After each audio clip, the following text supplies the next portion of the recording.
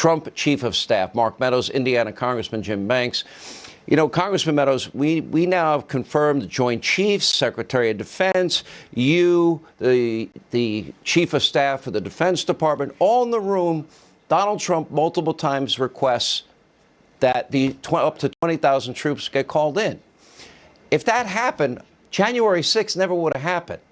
But he didn't. He only had the legal authority to authorize it. He did his part.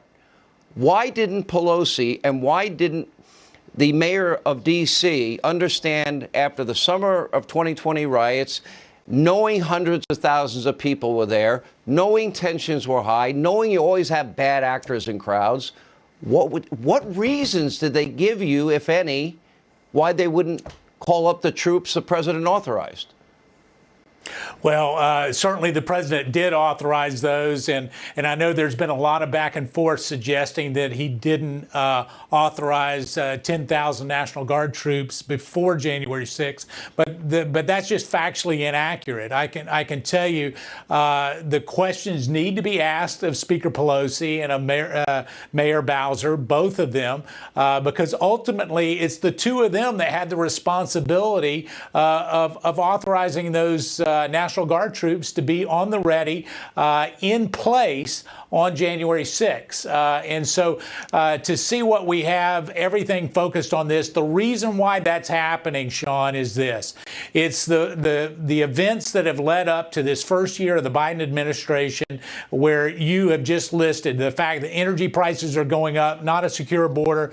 The Afghanistan withdrawal was a debacle. They have nothing to run on. But I think more importantly, the 4 days that just happened will be a turning point, because what you see now are Democrats are starting to say, listen, we've got to have a candidate for 2024. We've got to have a plan, and it's not a January 6th plan, and that's not going to be the success in the midterms in 2022 that they think it will be. And by the way, Mark Meadows' new book, The Chief's Chief, is a phenomenal read. It's on Amazon.com, bookstores everywhere. Jim Banks, you were on the committee with Jim Jordan. Nancy Pelosi kicked you off the committee. Then Kevin McCarthy said, what's the point? Replaced you with two never-Trumpers. The entire committee all voted to impeach Donald Trump. They won't call in Nancy Pelosi. They won't subpoena her records or the sergeant-at-arms or the mayor of D.C. So are those things that you and Jim Jordan would have done? Is that the reason they kicked you off the committee and replaced you with two never-Trumpers? Without a doubt. Sean, this January 6th Sham committee is the Russian collusion hoax on steroids.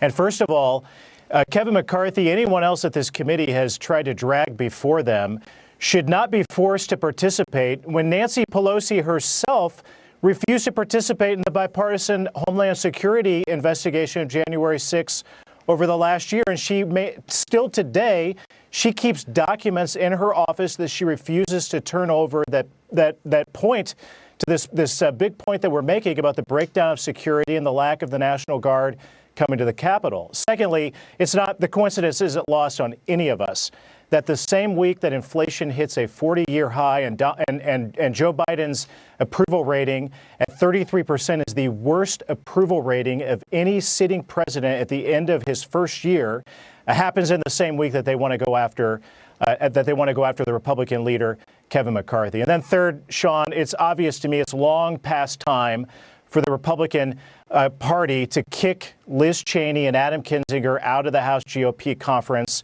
It's way past time for us to do that. The fact that they're participating in an effort to derail Republicans winning back the House majority to save this country tells you that they're batting for the other team. They don't belong in the House GOP conference. You know, Congressman Meadows, you handed over 9,000 documents. You tried to cooperate, but also strike the balance because the president is invoking what he rightly should invoke, in my view, executive privilege.